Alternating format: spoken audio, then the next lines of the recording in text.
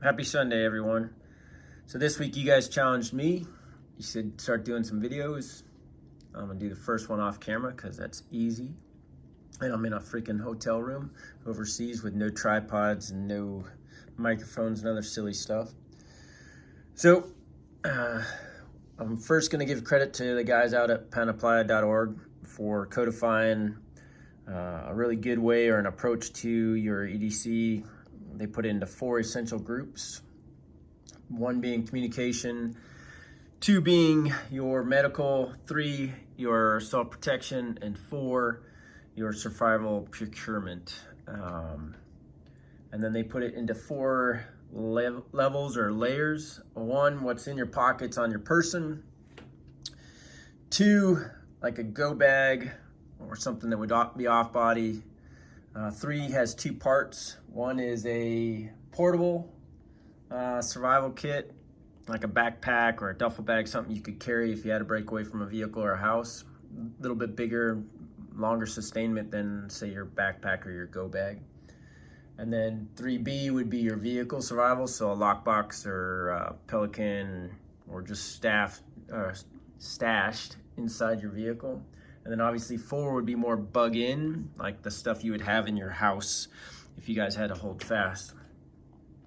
So I got some things on the table. I kind of broke it down into those essential groups. And then I did the bottom layer being kind of what I usually have in my pockets to some degree. I don't have all this stuff. This isn't an Instagram show off. I scale what I got based on what I perceive to be the threat or need or the duration that I'll be out. So that this first layer, these are actual pens. I think the one on the right is a Right in the Rain. It is an all metal pen and can double for a little bit of a defensive tool. This is a Blue Force Gears Nano. It fits side by side with a snake staff tourniquet. And it'll fit in a back pocket or the lower cargo pocket. Those are the G10 pens from a different couple different companies, and a 511 all metal pen. Again, could be communication.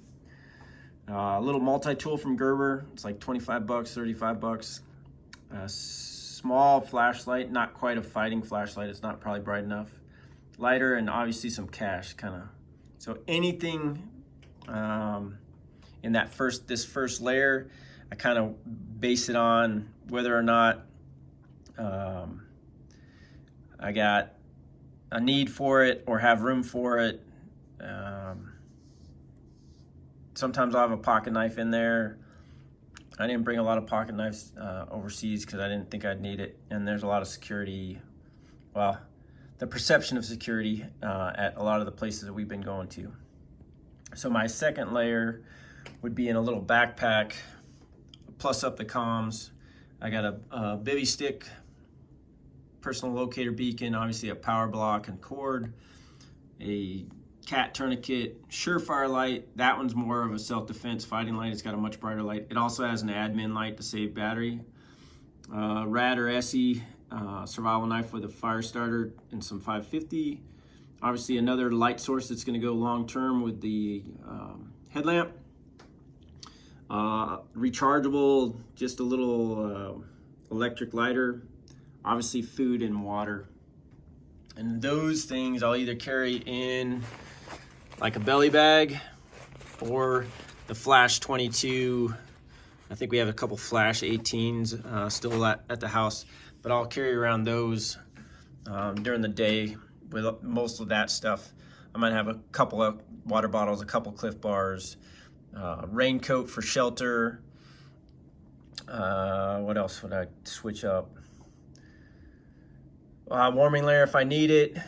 And then obviously protect yourself, sunscreen, sunglasses, those kind of things. But all those things in consideration, I scale it by what I need. So sometimes I'm walking out, I just got a tourniquet, cash, and a light source. Sometimes if it's starting out in the morning, I don't really worry about a light source. So I don't plan to be out past that. I understand anything can be low light once you're inside of a building. So if I'm going to be inside of a building, then yeah, I'll bring the flashlight earlier in the day, if that kind of makes sense. Almost always have a backup for the phone. Some kind of power. That's just barely bigger. That's I can't remember who. Dark something, Dark Vault or something. And it's just a little bit bigger than an actual phone, but so I'll kind of balance it that way. I can get power off the locator beacon too. That baby stick actually holds pretty good charge even while you're using it, as long as you're not tracking. So again, I'll kind of scale what I need depending on the thread or the needs. I always think medical is definitely a good thing to have. Anywhere you're at, medical could be what you need. It's pretty, even though they got security and everything, and most of the places we go, the malls, the stores, they got metal detectors. And guns are all illegal here. They sell knives here, but they're mostly tools. You don't see people with knives in it. And then like late at night, people are out walking around. So that told me the security or the comfort level of everybody else here is pretty high. So hopefully that answers some questions. If not, I'll leave a spot down below for you guys to post some follow-up questions, see if I skip some gaps. I will also post the link to planaplaya.org so you guys can go check out their loadout levels.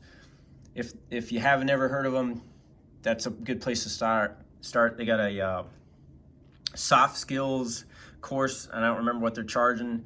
It takes you a couple hours, or you could spread it out over a couple days, but it's a good basic start for how to approach your personal security or your family security when you're out and about traveling.